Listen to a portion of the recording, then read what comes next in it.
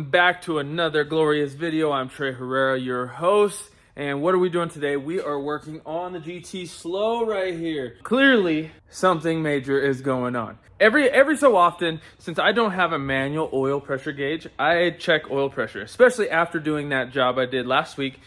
I wanted to verify my oil pressure was doing good. So what I did was I hooked up HP tuners to it. And on cold startup, this made me a little concerned. On cold startup, I had like 36 PSI. You guys probably were like, 30 PSI is fine. In my eyes, once the oil warms up, that will be far less than 30 PSI. So I'm assuming it would probably go down to right around 15 at idle or so. I'm not concerned that the engine is hurt.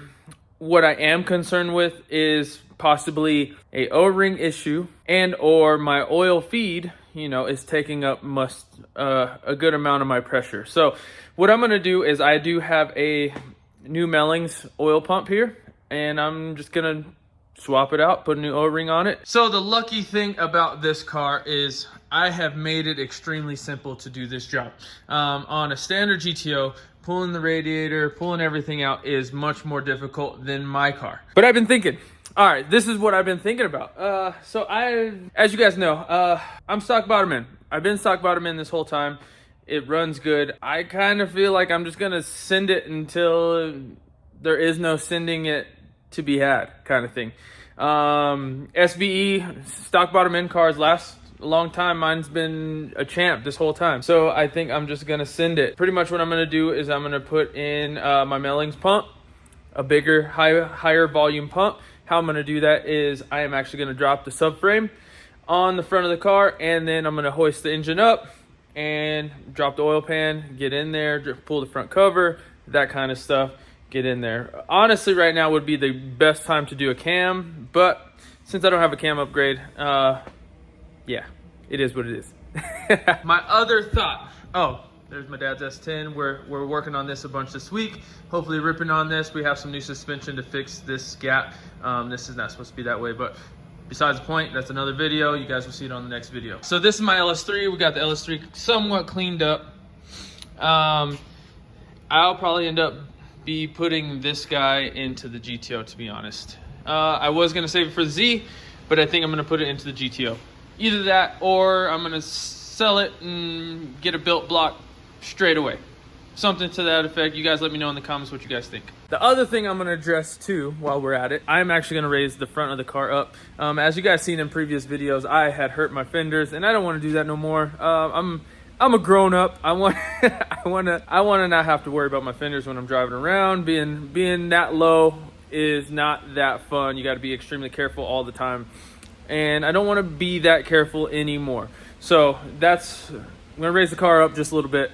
Maybe ½ inch, 3/4 of an inch, just to give me that extra clearance so I could go over bumps confidently. So it's very, very possible I may be picking up another GTO. Very, very possible, but not to build, honestly, to get parts from it. We'll see though. We'll see. So yes, this is, on this car, you could do it without dropping the pan, but I think it's a little easier to drop the oil pan and do this job.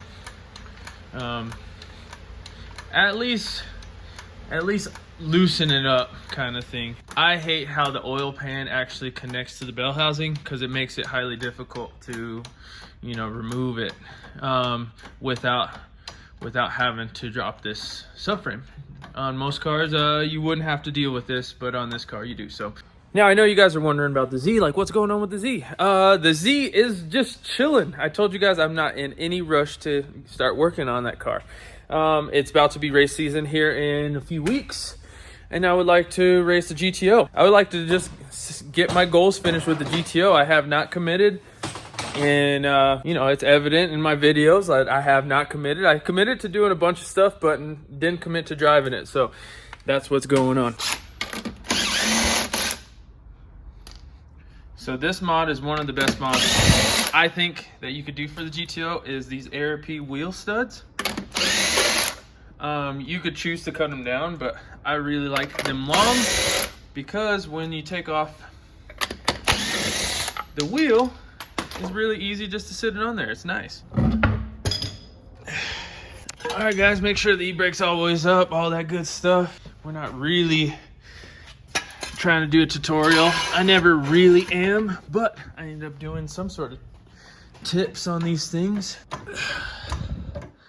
Actually, so the real issue is I think I may have sprung a leak.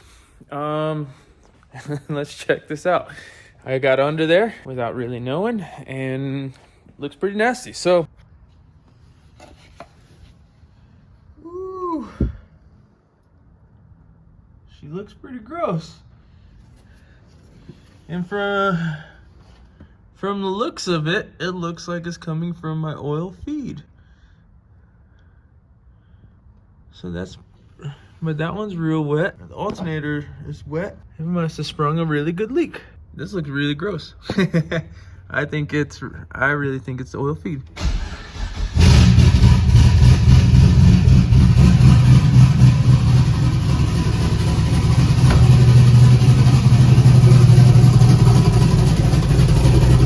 So it's not the oil feed. It's not the pan. My leak is actually coming from the front main seal. It's really, really hard to see, so I couldn't really film it, but it was moving in and out on the balancer. It's actually spinning on the balancer versus staying sealed. So front cover still needs to come off. Still gonna do the oil pump, and we're gonna do it right now. But now I know where my oil leak's coming from because, you know, everything around it was dry, but I was trying to see where it was coming from. Obviously, with RPM, it's going to shoot up. I have oil on the water pump. I had oil on the alternator. It wasn't obvious right now because there's no RPM. Also, the car is on a jack stand, so it's tilted back. The oil's not necessarily right up front. So let's get this fixed. New front main seal. All right, we're pretty much broken down. We're gonna pull the water pump off and then pull the front timing cover off, and then we'll be there. I always brag about like taking care of your car and maintenance, but I'm just gonna show you. Like this is my cover. I literally changed the oil like 1,000 miles, like every 1,000 miles. I know it's kind of excessive, but you know, when you really like something, you're gonna take care of it as best as possible. So that's where I'm at. So this is my front cover. See, front main seal pops out real easy. Not gonna lie, we're gonna put this new Millings 10296 in, and hopefully that cures the problem for at least a little while, until I could get some more parts for this. All right, guys, real question: do I run this till it blows up, swap in the LS3, or do I swap in the LS3 right now, sell this guy, have money later? I don't know. Tell me what you guys think. Either way, we're supposed to drive, so I got to get this back together. I am on the fence though right now. Stock LS2, it's going pretty good, but it does have some wear and tear. I do think it's not gonna live forever, which everybody knows that. It's LS2. It is what it is. So let's go. So let me know, guys. I'm on the fence right now. Do I run this forever until it blows? Pretty much. Don't even worry about the bottom end because it's been pretty good this whole time. Once it goes, then we literally pull everything out, redo the turbo kit, get rid of this guy, add a proportioning valve, clean up all the wires, that kind of stuff, go full race car once that happens. Or do I swap in the LS3 here soon, build this guy, same kind of deal, just run this one into the dirt kind of thing.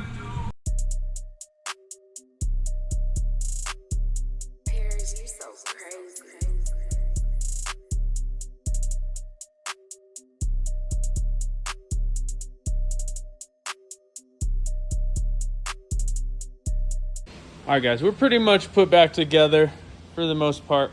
I just kind of primed the engine right now before I actually plugged everything up. So we're going to try and start it up. Alright, we're going to start it up. We're going to open up HP tuners, at least the scanner, my VCM scanner.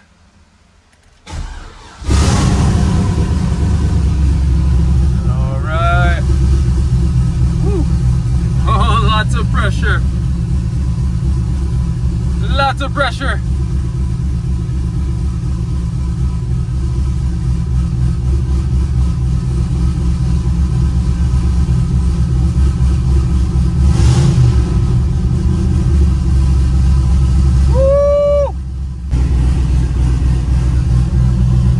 We're gonna let it run for a little bit.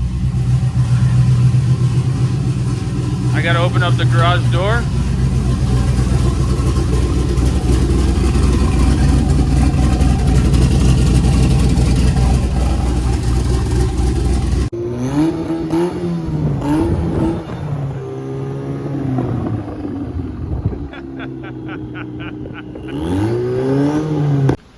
All right, guys, super psyched. This thing is good to go, but my homie just showed up. Oh, give me the rundown, Dylan. What is going on? This is my Miata dog on 24s, Pinnacle wheels. They weigh like 80 pounds a piece. It's ridiculous.